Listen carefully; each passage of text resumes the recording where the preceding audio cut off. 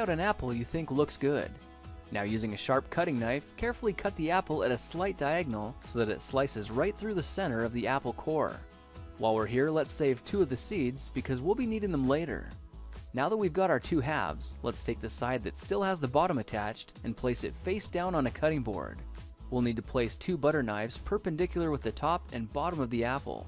Now we can carefully cut down along one side of the apple core until the knife bottoms out on our makeshift spacers, then use the spacers as a guide to gently cut in from the side.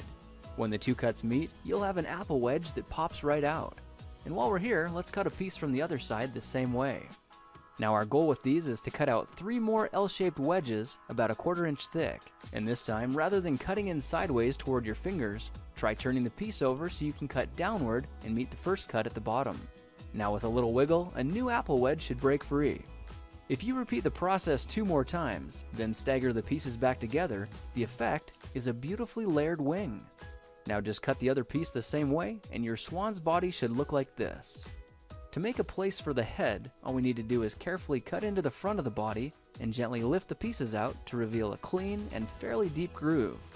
At this point, we can go ahead and grab the other half of the apple and place it between the butter knives like before. But this time, we're just going to use them as spacers to cut an even slice off the bottom.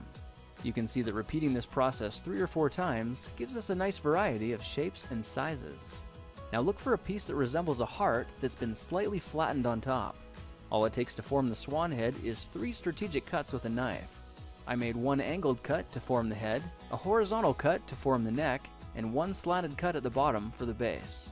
Now you should be able to see how this is coming together. And to clean it up a bit, just use your knife to round off the sharp edges. All that's left now is to place the apple seeds where you think the eyes should go, then use the side of a butter knife to press them firmly into position. When both eyes look good, simply drop the neck into place, and you're done. You've just created a beautiful and decorative apple swan.